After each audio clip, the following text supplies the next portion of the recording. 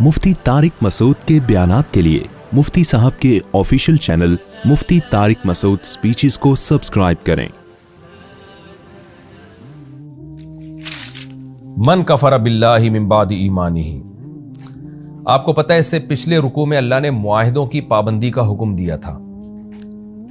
तो इस आयत में जो अगली आयत है उसमें उसी मुआहिदे की पाबंदी की एक सूरत को बयान किया जा रहा है। जब आप ईमान कबूल करते हैं, कलमा पढ़ के इस्लाम में दाखिल होते हैं, तो ये भी एक मुआहिदा है। तो चंद टकों की खातिर इस्लाम छोड़ देना ये भी मुआहिदे की खिलाफ वर्जी है, और ये ऐसा संगीन जुर्म है कि अल्लाह ने इस पर बहुत बड़े अजाब की वईद सुनाई है कि अगर आप दुनिया के चंद टकों की खातिर इस्लाम छोड़ देते हो, अल्लाह से किए हुए मुआहिदे से फिर जाते हो, ये मामूली जुर्म नहीं है।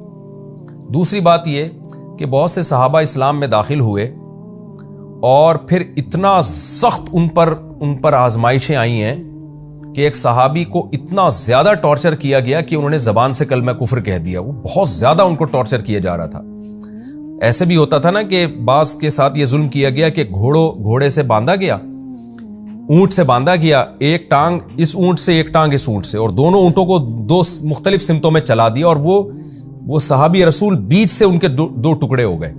इस तरह की जब अज़ियतनाक सजाएं दी गई तो एक सहाबी ने उस जान बचाने के लिए और इस अजाब से बचने के लिए ज़बान से कलमा कुफ्र कह दिया कि मुशरिकीन को कह दिया कि मैं इस्लाम को मैं छोड़ दिया मैंने। लेकिन वो दिल से मोमिन थे। वो ज़ाहिरा सख्ती बहुत ज़्यादा थी, उसकी वजह से अक्सर सहाबा तो अजीमत को इख्तियार करते थे और वो कत्ल हो जाते थे, मार दिया जाता था, उनको शहीद कर दिया जाता था, अजाब में डाला जाता, लेकिन वो कलमे से नहीं फिरते।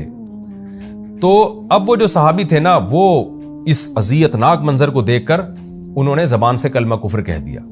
लेकिन उनको ये ख़तरा लाहिक हुआ कि अल्लाह ने तो मुआहिदे की पाबंदी का हुक्म दिया है, मैं ऐसा ना हो कि हमेशा के लिए जहन्नम में चला जाऊं। तो अब बहुत ज़्यादा वो तकलीफ भी बर्दाश्त नहीं हो रही थी। तो उनकी तसल्ली के लिए कुरान ने ये आयतें नाजिल की कि मुआहिदे को तुम पूरा करो, इस्लाम का मुआहिदा भी। लेकिन अगर किसी पर ज़बरदस्ती मजबूर किया गया है, उसको इकराह की हालत है, तो फिर दिल से अगर वो मोमिन होगा, ज़बान से कलमा कुफ्र अगर कह दे, दिल में मुसलमान हो, तो फिर अल्लाह उसको अजाब नहीं देगा, वो अल्लाह के दरबार में मोमिन ही समझा जाएगा। तो ये इस आयत का मफहूम है। अल्लाह ताला फरमाते हैं मन कफर बिल्लाही, जो अल्लाह के साथ कुफ्र करे। अल्लाह के साथ कुफ्र का मतलब अल्लाह का इनकार, शिर्क, ख़त्म नबूवत का इनकार, जो भी इस्लाम के बुनियादी अकायदे हैं जो कुरान और हदीस में बहुत वजाहत के साथ बयान किए गए, उनमें किसी अकीदे का इनकार भी अल्लाह के साथ इनकार ही है। इस मजमून को कुरान में कई जगह बयान किया जा चुका है, मैं उसको रिपीट नहीं करता। मिन बादि ईमानी ही, ईमान लाने के बाद, इल्ला मन उक्रिहा, हाँ वो जिसको मजबूर किया जाए, व क़ल्बुहु मुतमइन्नुम बिल ईमान, और उसका दिल ईमान पर मुतमइन हो। यानी दिल में वो ये कहे कि अल्लाह मैं दिल से काफिर नहीं हो रहा, मैं अब इस मुसीबत और तकलीफ से बचने के लिए ज़बान से कुफ्र का इकरार कर रहा हूँ बस।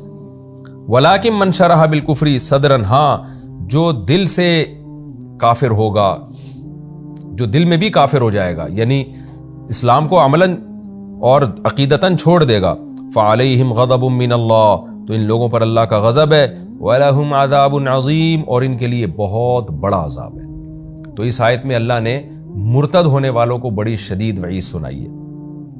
तो एक सूरत में आप ज़बान से कलमा कुफ्र ज़ाहिर कर सकते हैं कि आपको बहुत ज़्यादा मजबूर किया जाए। इस आयत से भी पता चला कि जिसको मजबूर ना किया जाए, वो अगर ज़बान से कलमा कुफ्र कह देना तो वो हकीकत में भी काफिर हो जाएगा, चाहे वो दिल से काफिर ना भी हो। खूब समझ लें, इस पर पूरी उम्मत का इजमा है कि अगर कोई मजाक में भी अपने आप को काफिर कह दे, दिल में उसके काफिर होने की नीयत ना हो, तो वो हकीकत में काफिर हो जाता है, उसका निकाह टूट जाता है, उसका हज बातिल हो जाता है, उसको बाकायदा दोबारा इस्लाम कबूल करना पड़ेगा, दोबारा निकाह करना पड़ेगा, हज ज़ाया हो गया, हज दोबारा करना पड़ेगा। जैसे बाज़ लोग नेशनैलिटी हासिल करने के लिए अपने आप को कादियानी लिख देते हैं, मसलक चेंज कर देते हैं अपना, ऐसा मसलक जो अहले सुन्नत वल जमात का नहीं है, जो गुमराह फ़िरक़ा में अपने आप को शो कर देते हैं, तो ये बहुत बड़ा जुर्म है। और वो कहते हैं हमने तो भाई एक बाहर जाने के लिए किया ये काम। तो खूब समझ लें कि ये भी काफिर हो जाएगा, क्योंकि कलमा कुफ्र ज़बान से कहने की इजाज़त अल्लाह ने हालत इकराह में दी है। इकराह क्या है, मैं उसकी डिटेल अभी बताता हूँ। इकराह में अल्लाह ने इजाज़त दी है, इकराह के अलावा ज़बान से कहेंगे तो हकीकत में काफिर होंगे, चाहे दिल में ना भी हों। तो इसलिए मजाक में भी कभी अपने आप को गैर मुस्लिम ना कहें, और डॉक्यूमेंट्स में कभी गैर मुस्लिम ना लिखें अपने आप को। वीज़ा हासिल करने के लिए, नेशनैलिटी के लिए लोग कर देते हैं, قادیانی لکھ دیتے ہیں. پہلے ایک زمانے میں لوگ یورپ کے ویزے کے لیے اپنے آپ کو قادیانی لکھ دیتے تھے, تو واقعی وہ کافر ہو جائے گا. یہ بہت بڑا جرم ہے. ہاں, اکراہ کی حالت میں اگر آپ زبان سے کلمہ کفر کہتے ہیں تو پھر اللہ نے اجازت دی ہے. اس کو رخصت کہتے ہیں. رخصت کا مطلب ہوتا ہے عزیمت تو یہی ہے کہ آپ برداشت کریں, اور قتل کر دیا جائے آپ کو تو آپ شہید کہلائیں گے. دیکھیں کچھ احکام ایسے ہیں جیسے آگے اگلی آیتوں میں آ رہا ہے, اگلے رکوع میں, کہ حرام کھانے کی آپ کو اجازت ہے جان بچانے کے لیے. تو خوب سمجھ لیں وہ اجازت فرض کے درجے میں ہے. اگر کوئی شخص مر رہا ہو, موت کا شکار ہو رہا ہو, بھوک سے مرنے والا ہو اور خنزیر پڑا ہوا ہو, تو صرف اجازت نہیں بلکہ عزیمت ہے, یعنی اس کو کھانا پڑے گا. نہیں کھائے گا اور مر گیا تو خودکشی کا گناہ ہوگا. تو یہ رخصت عزیمت کے معنی میں. یہ فقہ کی ٹرم ہے, آپ لوگ کو شاید یہ سمجھ میں نہ آئے, لیکن جو علماء ہیں وہ سمجھتے ہیں کہ یہ ہے تو رخصت, لیکن حقیقت میں حکم ہے, آرڈر ہے. رخصت کا مطلب ہے آپشن ہے کہ کر لو تو ٹھیک ہے, نہیں کرو تو بھی ٹھیک ہے. تو یہاں کرنا پڑے گا. حرام جان بچانے کے لیے کھانا فرض ہو جاتا ہے, وہ حرام رہتا نہیں ہے اصل میں اس صورت میں. لیکن ایمان جو ہے اس میں جو اللہ نے اجازت دی ہے تو یہ اجازت رخصت کے معنی میں ہے, یعنی آپشنل ہے کہ آپ جان بچانے کے لیے زبان سے کلمہ کفر کہہ بھی سکتے ہیں, اور یہ بھی آپ کو حق ہے کہ جان نہ بچائیں اور ایمان پر قائم رہیں اور اگلا آپ کو قتل کر دے, تو یہ شہادت کہلائے گی پھر. یعنی ایسی صورت میں کلمہ کفر کہنا فرض نہیں ہو جاتا, جائز ہو جاتا ہے. کیونکہ بہت سارے صحابہ تھے جن کو قتل کیا گیا, بہت ٹارچر کیا گیا, انہوں نے کلمہ کفر نہیں نکالا زبان سے اور وہ شہید ہو گئے. تو اس لیے جو ہے نا قرآن کی آیتوں کا ہمیں علماء سے جو صدیوں سے فقہا چلے آ رہے ہیں انہوں نے جو تشریح کی ہے احکام کی, اسی تشریح کو فالو کرنا پڑے گا. تو وہ تشریح یہی ہے کہ اگر آپ موت کے خوف سے خنزیر کھائیں تو یہ واجب ہو جائے گا, اگر نہیں کھائیں گے تو آپ کو گناہ ملے گا. یعنی اگر کوئی مر رہا ہے نا اور اس کے پاس کوئی خوراک ہی نہیں ہے کھانے کے لیے, تو پھر حرام بھی کھانا پڑے تو اس کو کھانا واجب ہو جائے گا. بلکہ اس پر چوری بھی واجب ہو جاتی ہے جان بچانے کے لیے. مثال کے طور پر آپ مر رہے ہیں, آپ کے پاس روٹی خریدنے کے پیسے نہیں ہیں اور بھوک سے آپ کی جان نکل رہی ہے اور مجبور ہیں آپ کو پتہ ہے کہ روٹی تندور والے کے پاس پڑی ہوئی ہے, میرے پاس پیسے نہیں ہیں تو مجھے چوری ہی کرنی پڑے گی. تو جان بچانے کے لیے پھر آپ پر یہ بھی واجب ہو جائے گا کہ آپ وہ چوری کر کے کھا لیں. بے شک پہلے جان بچائیں آپ. اگر کوئی کہتا ہے نہیں جی میں چوری نہیں کروں گا بھلے میں بھوک سے مر جاؤں, تو مرنے پہ خودکشی کا گناہ ہوگا اس کو, خوب سمجھ لیں.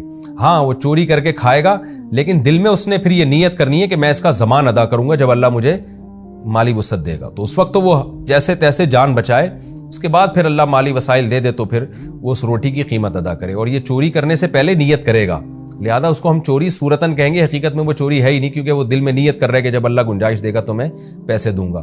لیکن عام حالات میں یہ جائز نہیں ہے کہ آپ کسی کی روٹی چوری کر لیں اس نیت کے ساتھ کہ میں بعد میں پیسے دے دوں گا. لیکن جان بچانے کے لیے صرف جائز نہیں بلکہ واجب ہو جائے گا. لیکن ایمان کا مسئلہ یہ ہے کہ اگر آپ اس پر قائم رہتے ہیں کہ آپ کہتے ہیں نہیں مجھے قتل کر دو, میں کلمہ کفر نہیں کہوں گا, تو پھر خودکشی کا گناہ نہیں بلکہ شہادت کا ثواب ملے گا. تو اب کون سا جبر ایسا ہے جس میں کلمہ کفر زبان سے کہنے کی اجازت ہے؟ تو خوب سمجھ لیں کہ اکراہ کی دو قسمیں ہیں. ایک کو اکراہ ملجی کہا جاتا ہے, ایک کو غیر ملجی. ملجی کا معنی وہ اکراہ جو آپ کو مجبور کر دے, یعنی اتنا آپ پہ ٹارچر کیا جائے. تو وہ ٹارچر ہے قتل کی دھمکی,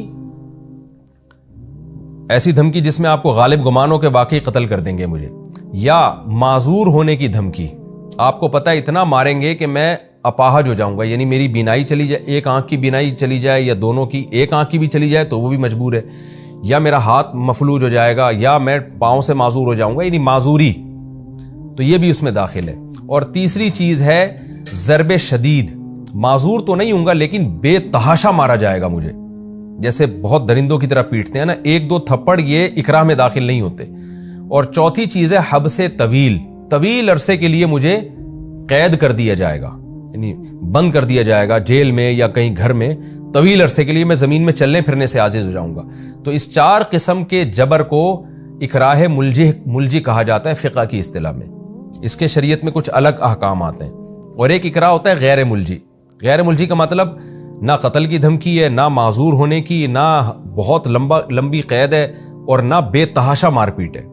تو ڈانٹ رہا ہے کوئی, یا آپ کو جاب نہیں ملے گی, یا ایسا ہوگا کہ جی آپ کو ویزا نہیں ملے گا, یہ تو اکراہ ہے ہی نہیں نا یہ سب چیزیں. تو یہ تو آپ کو جو مزے لگے ہوئے تھے وہ نہیں مل رہے آپ کو, یا ہلکا دو چار تھپڑ لگا دے کوئی, تو یہ اکراہ میں داخل نہیں ہے. اور ایسی صورت میں کلمہ کفر زبان سے نکالنے کی اجازت بھی نہیں ہے.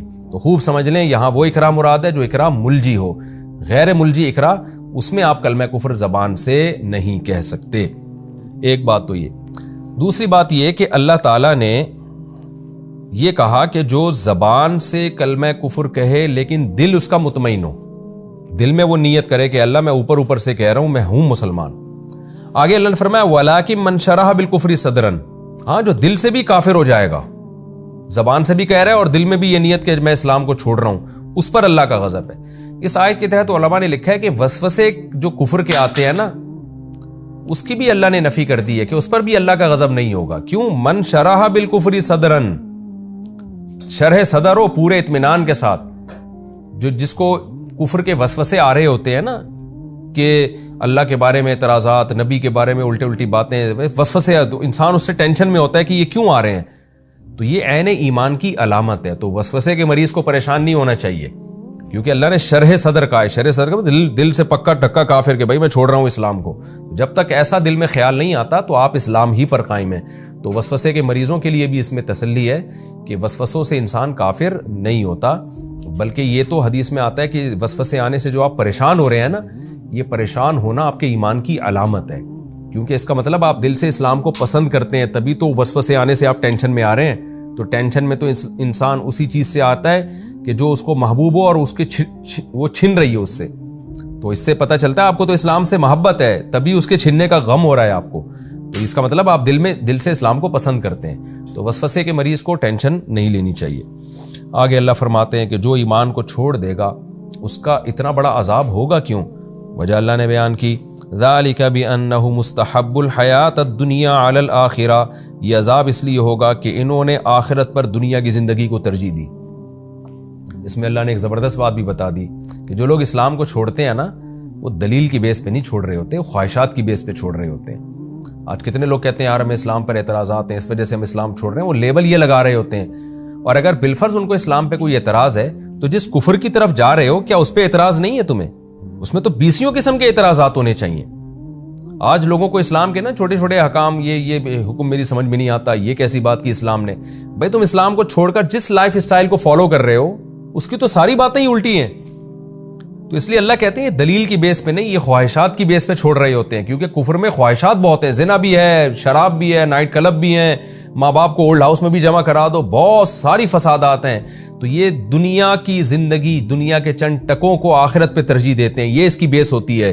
تو اللہ ان کو اس لیے عذاب دے گا کہ جو ہمیشہ والی زندگی تم اس کو بھول گئے اور دنیا کی چند لذتوں کے پیچھے پڑ کر تم نے اسلام کو کیوں چھوڑا. اس لیے اللہ فرماتے ہیں ذالک بأنہ مستحب الحیات الدنیا علی الآخرہ, یہ عذاب اس لیے ہوگا کہ انہوں نے دنیاوی زندگی کو آخرت پر ترجیح دی. وان اللہ لا یہدی القوم الکافرین, اور اس لیے بھی ہوگا کہ اللہ ایسے کافروں کو ہدایت نہیں دیتا کہ جو دنیا کی زندگی کو آخرت پر ترجیح دیتے ہیں. جب ان کو ہدایت نہیں ملتی تو اور گمراہی کی طرف پھر جانا شروع ہو جاتے ہیں وہ. تو اسلام کو جب چھوڑیں گے نا تو بہت سارے سیدھے ٹریک سے ہٹیں گے, ہر چیز ان کی الٹی ہونا شروع ہو جائے گی, جس کے نتیجے میں ان کے لیے پھر اللہ کا غضب اور اللہ کا عذاب, پھر یہ یقینی بات ہے.